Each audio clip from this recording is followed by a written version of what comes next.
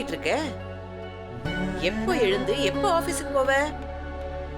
அண்ணம்மா, உங்க அப்பா பெரியப்பாவை கூட நான் நம்பல. ஒன்னதான் நம்பி கம்பெனி பொறுப்பை ஒப்படைச்சிருக்கேன். நல்லா பாத்துக்கிறேல்ல? என்னப்பா நான் பாட்டு பேசிக்கிட்டே இருக்கேன், நீ யோசிச்சுட்டு இருக்க? சூர்யா, சூர்யா, சூர்யா, என்னாச்சுப்பா சூர்யா? ஏன் இவ்வளவு பதட்டமா இருக்க? கனவு எதுவும் கட்டியா? ஆமா சாரதா அம்மா, அண்ணம்மா கனவுல வந்தாங்க. நீ அவங்கள பத்தி யோசிச்சுட்டு இருக்க, அவங்க அங்க இருந்துகிட்டு உன்னை பத்தி யோசிச்சுட்டு இருக்காங்க. அதான் கனவுல வந்திருப்பாங்க. சாரதா அம்மா, உங்களை ஒன்று கேட்பேன், மறைக்காம உண்மையை சொல்வீங்களா? கண்டிப்பா சொல்றேன். என்ன விஷயம் சொல்லுப்பா. நான் பிறந்ததுலேருந்து என்னை பார்த்துக்கிட்டு இருக்கீங்க. என்கிட்ட ஒரு பொறுப்பை ஒப்படைச்சா நான் சரியா பண்ணியிருக்கேன்னா? திடீர்னு ஏன்பா உனக்கு இந்த சந்தேகம்? கேட்டதுக்கு பதில் சொல்லுங்க.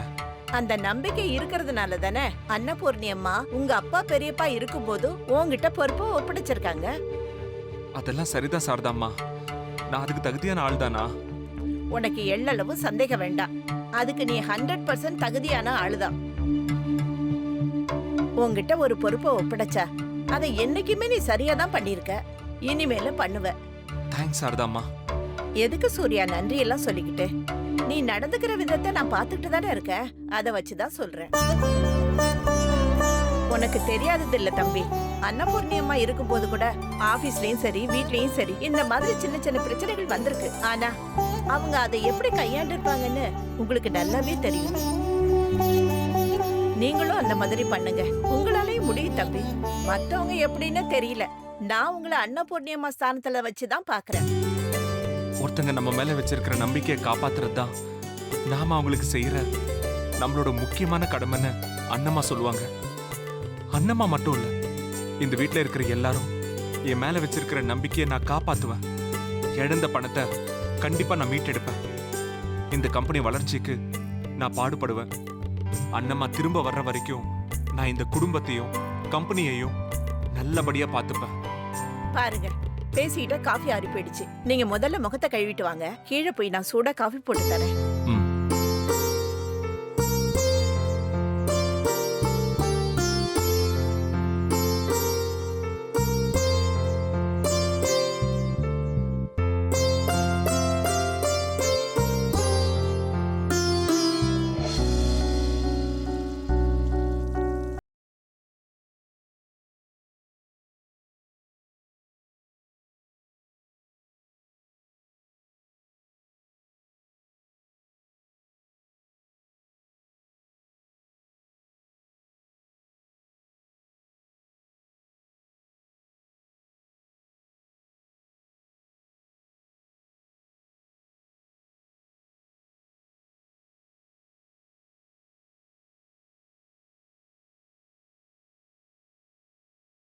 மாப்பிள்ளை இனிமே வரமாட்டாரு.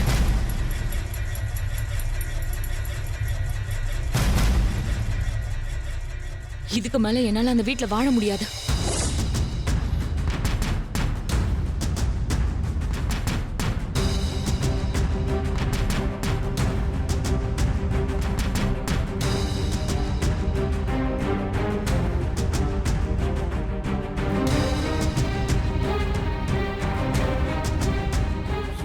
என் தலையில கல்ல போடுற மாதிரி பேசுறியேடி. இப்ப எதுக்கு நீ கத்துற? ஏண்டி, என்ன மாதிரி காரியம் பண்ணிட்டு வந்திருக்கன்னு உனக்கு தெரியுதா? இப்ப என்ன பண்ணணும்ங்கற? என்னடி இப்படி கொஞ்சம் கூட பொறுப்பு இல்லாம பேசுற? நீ பண்ணிருக்கிற விஷயம் வீட்ல இருக்கவங்களுக்கு தெரிஞ்சா என்ன ஆகும்? நீ தானே கத்துன, இன்னும் யாருக்கும் தெரிஞ்சிருக்காதுன்னு நினைக்கிறியா? நிஜமாவே நீ பண்ணி வச்சிருக்கிறது உனக்கு புரியுதா இல்லையா? மா, சும்மா ஏன் மேலதான் தப்புங்கிற மாதிரி திரும்ப திரும்ப அதையே சொல்லிட்டு இருக்காத, புரியுதா? என்ன இருந்தாலும் நீ இப்படி பண்ணிருக்க கூடாதுரி.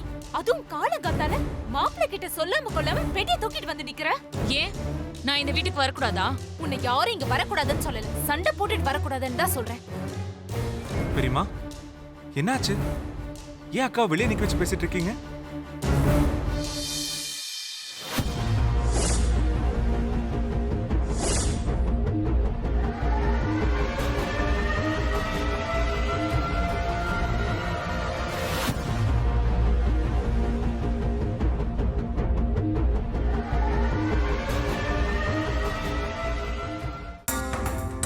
தான் சூர்யா. கேட்டா வாயை திறக்க மாட்டேங்கிறா. வாழ போன வீட்ல வாயை வச்சுட்டு சும்மா இருக்காம ஏதோ சண்டை போட்டுட்டு வந்திருக்கான்.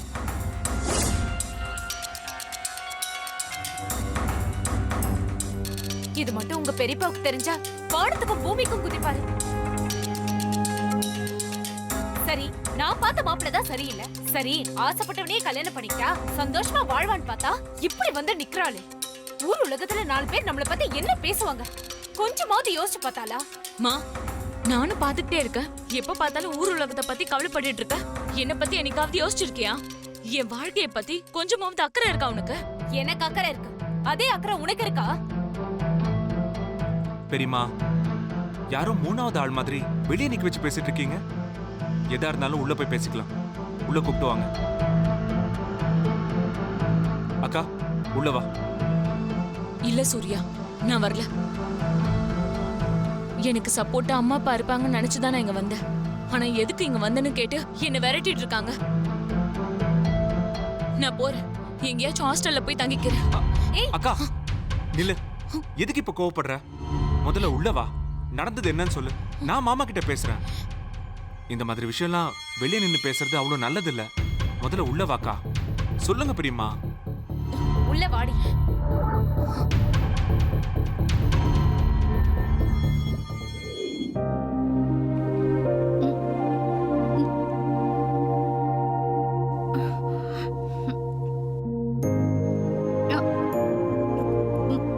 போதும் சாம், என்னால சாப்பிட முடியல. மாம், இன்னும் கொஞ்சம் சாப்பிடுங்க மாம். மெடிசன் வேற நிறைய சாப்பிட்டிருக்கீங்க. நல்லா சாப்பிட்டா தானே அது வேலை செய்யும். என்னால சாப்பிட முடியலடி. மெடிசன் சாப்பிட்டு சாப்பிட்டு வாயெல்லாம் கசப்பா இருக்கு. எது சாப்பிட்டாலும் பாதி வர மாதிரி இருக்கு. எதுவும் வேண்டாம். சரி, அப்போ ஒண்ணு பண்ணு. இந்த ஜூஸை மட்டும் குடி. இந்தா.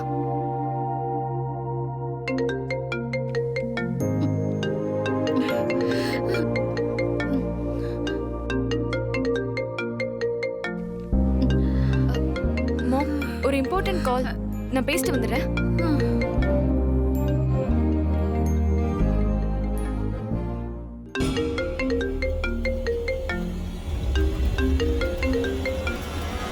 எதுக்குடா கால் பண்ண? எங்க அம்மா உயிரோட இருக்காங்களா இல்ல செத்துட்டாங்களான்னு விசாரிக்கிறதுக்கு கால் பண்ணியா? ஏய், கூல் கூல். உங்க அம்மாக்கு என்னாச்சு? அப்படியே ஒண்ணும் தெரியாத மாதிரி நடிக்காத. என்ன இருந்தாலும் அவ உன் பழைய லவர் தானே. அந்த பாசம் போகுமா? ஏய், நான் சத்தியமா சொல்றேன், நீ பேசுறது என்னன்னு எனக்கு சுத்தமா புரியல. உன்கிட்ட நான் என்ன சொன்னேன்? அந்த லீலாவை தானே பழி வாங்க சொன்னேன். உன் ஆளுங்க மாத்தி எங்க அம்மாவை அடிச்சிருக்காங்க. அதுவும் வயசானவங்கன்னு கூட பார்க்காம. ஏன் ஆளுங்க உங்க அம்மாவை அடிச்சாங்களா? சத்தியமா எனக்கு தெரியாது. நான் டிரைவ் பண்ணிட்டு இருந்த லீலாவை தான் அடிக்க சொன்னேன். நீ கிளியராவே சொல்ல மாட்டியா? யார் டிரைவ் பண்ணிட்டு வந்தாலும் அவங்களை அடிக்க சொல்லிடுவியா? ஏய், நீ தானே சொன்ன லீலா தான் டிரைவ் பண்ணிட்டு வரான்னு. ஆமா, நான் தான் சொன்னேன். உன் அடியலுங்க கிட்ட டீட்டெயிலா சொல்ல மாட்டியா? பாவம் எங்க அம்மா. என்னால அவங்க இப்ப ரொம்ப கஷ்டப்படுறாங்க.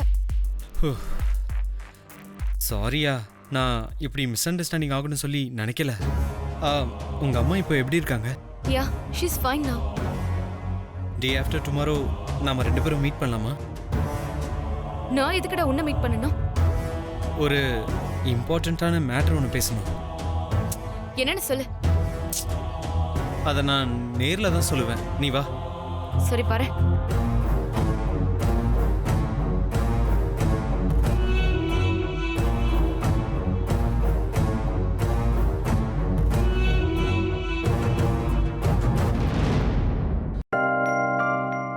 மாம், ஜூஸ் குடிச்சதுக்கு அப்புறம் இப்ப எப்படி இருக்கு? பரவாயில்லம்மா இப்போ. ஆமா, போன்ல யாரு? அபிஷேக் மாம். யாரு? அந்த லேப்டாப்பை ஹேக் பண்ணான்னு சொன்னியே அவனா? ஆமா மாம், அவன்தான் என்ன மீட் பண்ணணும்னு சொல்றான். அவன் எதுக்கு உன்னை மீட் பண்ணணும்னு சொல்றான்? தெரியல மாம், ஏதோ இம்பார்ட்டன்ட்டான விஷயம் பேசணும்னு சொன்னான். இத பாரு சாம், அவன் ஏதோ தப்பான பையன் மாதிரி தோணுது. நீ ஒண்ணு அந்த பையனை போய் பார்க்க வேண்டாம். மாம், தேவையில்லாம பயப்படாதீங்க. அவனால என்ன எதுவும் பண்ண முடியாது. இல்ல சாம், சொன்னா கேளு. மாம், அவன் மேல மிஸ்டேக் இருக்குதா? நம்பி கொடுத்த லேப்டாப்பை மிஸ்யூஸ் பண்ணிட்டான். ஆனா நான் தானே அவனை லேப்டாப் ஓபன் பண்ண கேட்டேன். எனக்காக தானே பண்ணா. எனக்கு ஒரு ஹெல்ப் பண்ணா. இப்ப ஏதோ என்கிட்ட பேசணும்னு சொல்றான். போய் பார்த்துட்டு வந்துடுறேன். எனக்கு என்னவோ இது சரியா படல. என்ன கேட்டா நீ போகாத. அப்படியே போனாலும் தனியா போகாத. மாம், அவனை எப்படி ஹேண்டில் பண்ணணும்னு எனக்கு தெரியும். நீங்க டென்ஷன் ஆகாதீங்க. இந்த சின்ன விஷயத்தை நான் பாத்துக்கிறேன். இப்போதைக்கு நீங்க எதுவுமே யோசிக்காம ரெஸ்ட் எடுங்க.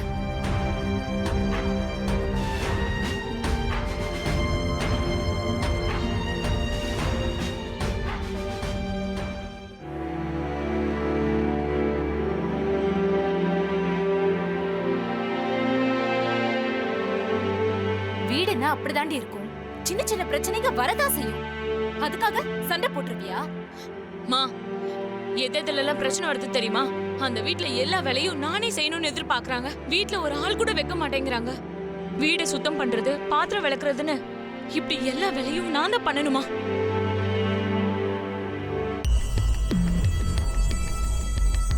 இது அவர்கிட்ட சொன்னா காதுலயே போட்டுக்க மாட்டேங்கிறாரு. எங்க அம்மா அப்படிதான். அவங்களே எல்லா வேலையும் செஞ்சு பழகிட்டாங்க. இப்ப நீ வந்துட்டால, நீயும் பழகிக்கன்னு சொல்றாரு.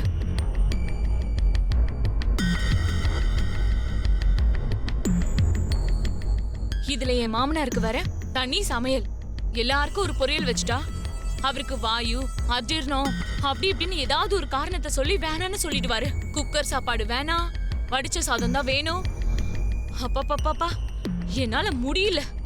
என்ன அங்க எல்லாரும் சம்பளம் வாங்காத வேலைக்காரின்னு நினைச்சிட்டு இருக்காங்க.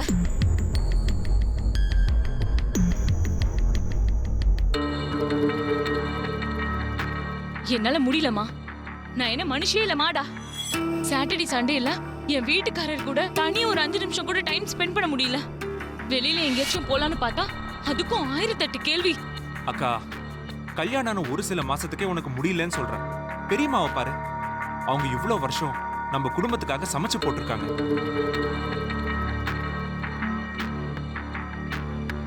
வேலைக்காரங்க வீட்டுல இருக்காங்க, நான் இல்லைன்னு சொல்லல. ஆனா பெரியம்மா என்னைக்குமே வேலை செய்யறதுக்கு அஞ்சுனதே இல்ல. எல்லா வேலையும் அவங்கள இழுத்து போட்டு செய்யறாங்க. அதை விட சூர்யா, நான் எவ்வளவு பண்ணாலும் அங்க ஒரு சின்ன அப்ரிசியேஷன் கூட இல்ல. அதான் தனி கொடுத்துட்டு போலான்னு என் வீட்டுக்காரர் கிட்ட சொன்னா முடியாதுன்னு சொல்லி என்கிட்ட சண்டைக்கு வராரு. அதான் நான் கிளம்பி வந்துட்டேன். ஏண்டி, இதெல்லாம் ஒரு காரணமா? இதுக்காக நீ சண்டை போட்டுட்டு வந்துட்டியா? இதெல்லாம் எல்லா வீட்லயும் நடக்கிற சாதாரண சண்டை தான். புரியுதா? முதல்ல நீயே உன்னை வேலைக்காரியா நினைச்சுக்கிற. நீதான் அந்த வீட்டு மருமக, அதுவும் ஒரே மருமக. இதெல்லாம் உன் கடமைடி.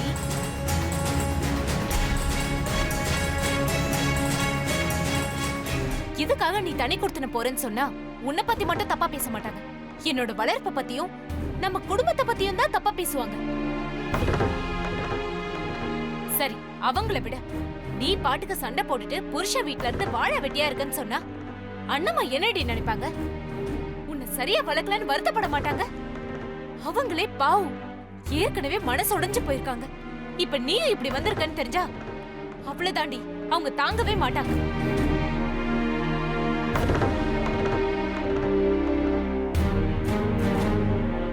இங்க பாரு பத்மா, நான் சொல்றத ஒழுங்கா கேளு. சூர்யாக்கு கல்யாணம் ஆக போகுது. இந்த டைம்ல நீ வாழ வெட்டியா வந்து உட்கார்ந்தா 4 பேர் ஏதாவது பேசுவாங்க.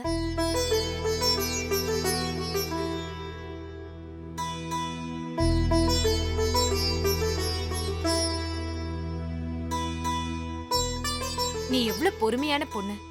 உனக்குன்னு எதுவுமே கேட்டதில்ல. எனக்கு தெரிஞ்சு நீ ஆசைப்பட்டது அவர் மேலதான். அவரை அவ்வளவு நேசிச்சு கல்யாணம் பண்ணிருக்க. இப்படி சண்டை போட்டு வந்தா நல்லாவா இருக்கு? ஆமா அண்ணி, பெரியத்த சொல்றதும் சரிதான். ஸ்ரீனிவாசன் பிரதரும் நீங்களும் எவ்வளவு லவ் பண்ணீங்க. உங்களுக்காக அவரோட அம்மா அப்பா எல்லாரையும் தூக்கி போட்டுட்டு நீங்க தான் வேணும்னு நம்ம வீட்லயே வந்து தங்கி இருந்தாரு. டிரைவரா கூட வேலை பார்த்திருக்காரு. யாரோ ஒரு அயோக்கியம் கிட்ட அடியெல்லாம் கூட வாங்கியிருக்காரு. இதெல்லாம் உங்களுக்காக தானே, உங்க மேல வச்ச லவ்க்காக தானே. கொஞ்சம் யோசிச்சு பாருங்க அண்ணி.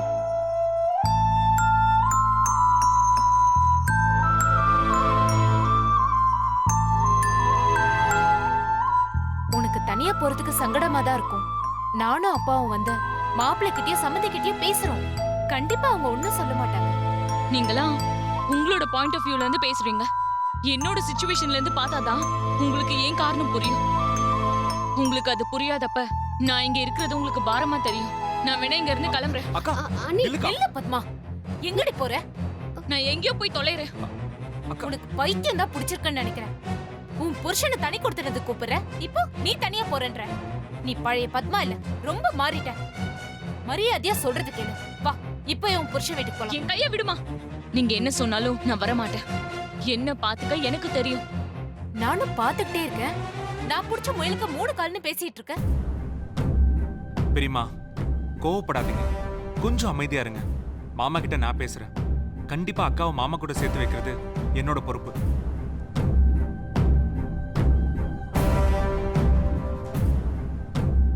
என்ன சூர்யா, நீ கூட என்ன புரிஞ்சுக்கல. கால் பண்ண உன்னையும் அவங்க அவமானப்படுத்துவாங்க. இல்லக்கா, எனக்கு என்னவோ பெரியம்மா சொல்றதா சரின்னு தோணுது. பேசி பாப்போம். கண்டிப்பா சீனு மாமா கோவப்பட மாட்டாருன்னு தோணுது.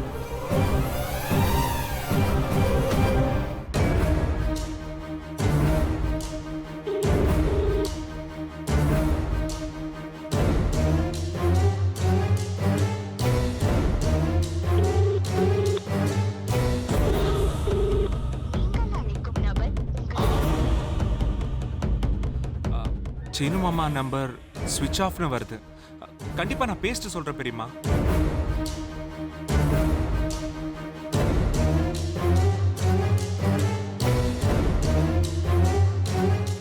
அக்கா, நீ முதல்ல ஃப்ரெஷ் அப் ஆயிட்டு சாப்பிடு.